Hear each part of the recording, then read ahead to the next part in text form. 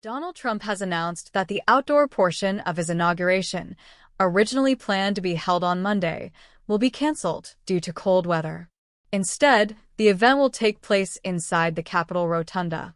This decision has sparked outrage among Trump's MAGA supporters, many of whom had traveled long distances to attend and were prepared to brave the cold.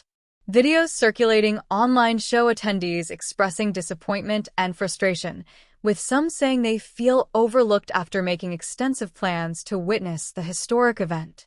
One clip shared by NBC captures MAGA supporters reacting in disbelief as they are informed that the inauguration will move indoors. One attendee from Oklahoma expressed dismay, stating, "We came all the way here, and now we're not going to see it in person? It sucks. We could have just stayed home and watched it on TV." Another attendee lamented, "We're used to the cold. This is nothing compared to the winters we've faced back home." The overwhelming sentiment was that this was not about protecting attendees from the weather, but about Trump's concerns over a potentially small crowd size. Democratic Senator Chris Murphy's take. Democratic Senator Chris Murphy summed up the situation with a biting critique. "This is a metaphor for the next 4 years. The weather made it worse, but it was going to be an embarrassing crowd size no matter what." Murphy pointed out that the move to an indoor venue is emblematic of Trump's priorities, where appearances and ego often take precedence over genuine connection with his base. Crowd size comparisons. This situation brings back memories of the contentious claims Trump made about the crowd size at his 2017 inauguration. Despite photographic evidence showing significantly smaller numbers compared to Barack Obama's 2009 inauguration, Trump insisted his event had the largest turnout in history. The obsession with crowd size has long been a sore spot for Trump, and this latest move only adds to the perception that he is deeply insecure about public perception. Historical perspective, inaugurations, and cold weather.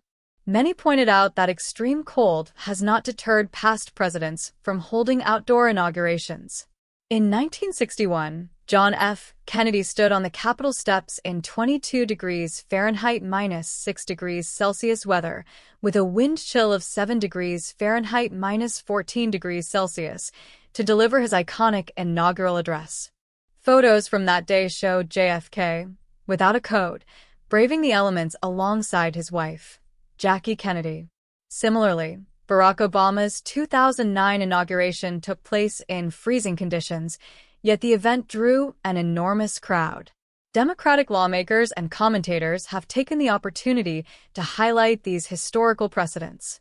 New York Senator Chuck Schumer posted a photo of JFK's outdoor ceremony, while Minnesota Governor Tim Walz quipped, "There's no such thing as bad weather, just bad clothing." The MAGA base reacts. The cancellation of the outdoor portion of the inauguration has left many MAGA supporters feeling betrayed. Marjorie Taylor Greene speculated on social media about a possible security threat, writing, "Is there a security concern other than the cold temperature? I've attended countless rallies in extreme weather conditions." Her remarks were met with skepticism, as critics pointed out that Trump has a history of disregarding attendee safety during extreme weather events. For instance, during a rally in Omaha, Nebraska, in 2020, Trump left hundreds of supporters stranded in freezing temperatures on an airport tarmac, with several requiring hospitalization. Similar incidents occurred at summer rallies, where attendees endured scorching heat without adequate preparation. Trump's decision to move the inauguration indoors seems to reflect a double standard. While his supporters have often been left to endure harsh conditions, he now cites concerns for public safety as the reason for the change. Democratic leaders call out Trump's hypocrisy. David Axelrod, a former advisor to President Obama, noted Trump's age as a possible factor. In fairness, Trump is more than 3 decades older than JFK or Obama were at their inaugurations, Axelrod tweeted, but the move indoors also speaks volumes about his fear of small crowds. Democratic consultant Ron Filipkowski added, "Father Time is undefeated. Trump knows his limitations." Critics also pointed out the irony of Trump citing an Arctic blast as the reason for the change. One commentator noted, if Trump is so worried about cold weather, how does he plan to handle Greenland or Canada, which he once joked about annexing? Billionaires versus regular supporters. Another major point of contention is the seating arrangement.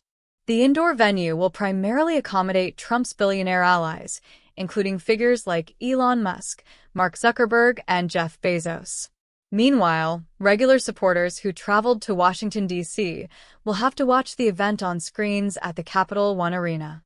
This stark divide between the wealthy elite and everyday Americans has drawn sharp criticism from Democratic leaders. Senator Chris Murphy remarked, "This is Trump in a nutshell. He'll prioritize the comfort of billionaires while leaving his supporters out in the cold." Literally. Others echoed this sentiment, accusing Trump of exploiting his base while delivering on few of his promises. He's not lowering housing prices or creating the jobs he promised. Instead, he's focused on rebranding the Gulf of Mexico as the Gulf of America, one commentator quipped. Conclusion: a symbol of what's to come. This decision has become a focal point for criticism of Trump's leadership style. Democrats argue that the move to cancel the outdoor inauguration is a microcosm of Trump's presidency, prioritizing optics and personal comfort over meaningful engagement with his base. As videos and commentary from frustrated supporters continue to circulate online, the incident serves as a reminder of the growing disconnect between Trump and the movement he claims to champion. The MAGA crowd, accustomed to enduring cold and rain at Trump rallies, may see this as a moment of reckoning. Trump's decision to prioritize the comfort of a select few over the experience of the many could mark a turning point in how his supporters view him. For now, one thing is clear. The optics Trump sought to avoid by moving the inauguration indoors have only been replaced by a different kind of controversy.